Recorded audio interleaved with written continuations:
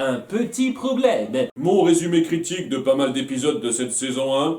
On ouvre sur Gideon qui fomente un petit peu. Une pluie de sang? Non merci, ça va tout salir mon costume. Des mille pattes démoniaques? Alors, soit tu prends vraiment ton temps pour ourdir ta vengeance, soit ce bouquin est super long à feuilleter. Mais bien sûr! Il finit par trouver une approche et le lendemain, Stan est gagnant d'un chèque de 10 millions de dollars. Vous voulez bien signer là, s'il vous plaît? Je sais pas pourquoi, mais ça m'a pas l'air très réglo tout ça. Heureusement, le tonton sait se servir de son cerveau, la plupart du temps, et voit venir le poteau rose. C'était donc un coup d'épée dans l'eau. Je vous aurai, Stanford Pines! Je vous aurai tous! Je suis un peu partagé là. D'un côté, je trouve ça assez marrant qu'on fasse toute une intro dramatique pour partir sur une manipulation sans lien avec le surnaturel qui tombe vite à plat, et de l'autre, je trouve ça un chouïa insultant pour l'intelligence de notre grand méchant. On regarde un truc à la télé? Ouais, d'accord, ça peut C'est être drôle. parti. Je préfère, c'est le générique. Transition. Un générique plus tard donc, on apprend que Mabel est plus grande que Dipper de 1 mm et tout le monde en fait des caisses. Ne la joue pas, petit bras, avec ta sœur. Sois indulgent, Dipper comprendra, petit à petit. Oui, mais j'ai quand même un petit doute.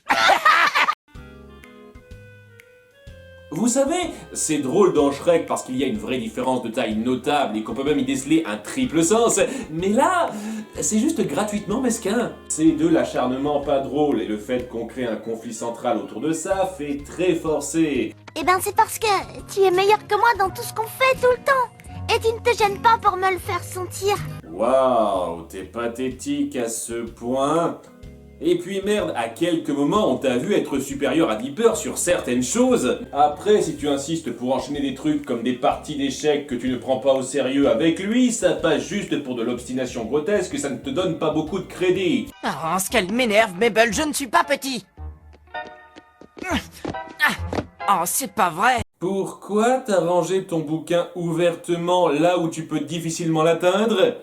Comme ta sœur vu qu'elle fait seulement 1 mm de plus. Petit génie. Il se met donc en quête d'un cristal qui modifie la taille, qu'il trouve le temps d'un fondu enchaîné. Et après quelques visuels illustratifs qui, à nouveau, n'ont jamais interpellé le public, ces animaux finiront par aller ailleurs. Il en prend un morceau et se crée une lampe à la chérie, j'ai rétréci les gosses. Plus grand.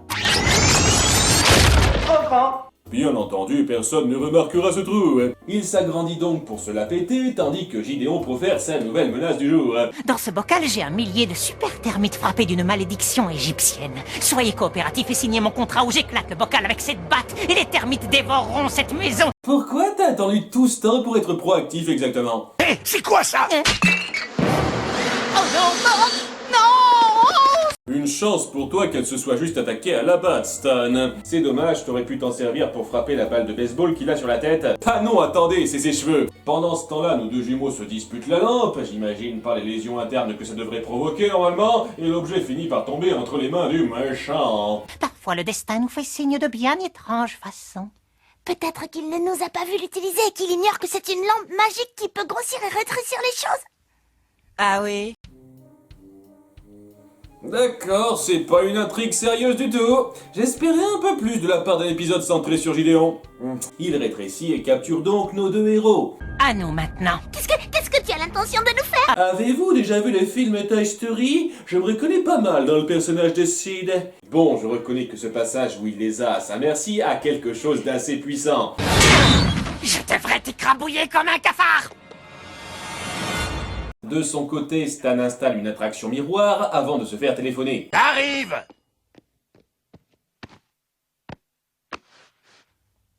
Un jour. Puis Gideon prévoit de réduire littéralement Stan après ces deux-là. Le côté positif, c'est que maintenant, nous deux, on fait la même taille. En fait,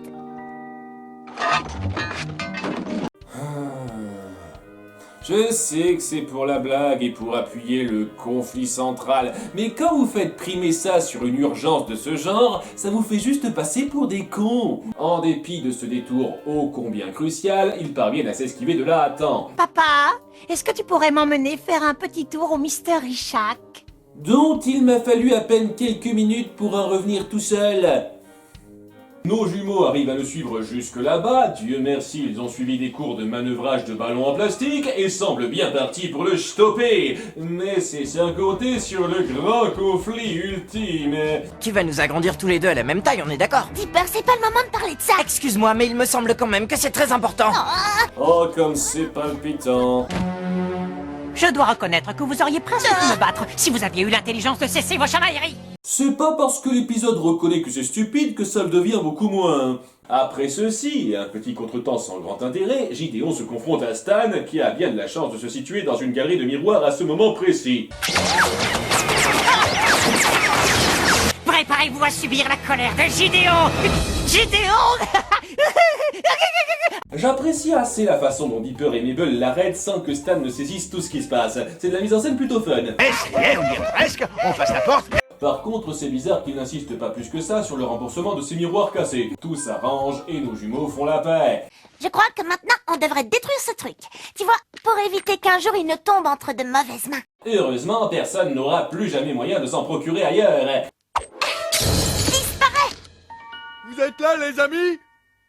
J'essayais d'attirer votre attention. Wouh! T'as réussi à écrire ça avec le cristal brisé en 3 secondes? T'es sûr que t'es pas surnaturel toi aussi? Cet épisode est sympathique. Certes, le conflit frère-sœur est un peu trop ridicule et forcé. Chacun de nos deux héros passe pour un idiot dans cette configuration et ça amenuise bien l'épisode. Mais la menace Gideon est assez prenante et ce personnage offre de très bons moments, notamment via ses rapports avec sa famille. Non, ne me chatouille pas. Et ça donne aussi régulièrement de bons moments d'humour bien fichus. Monsieur Pines, j'ai l'immense plaisir de venir vous annoncer que vous avez gagné le gros lot de notre fabuleuse loterie.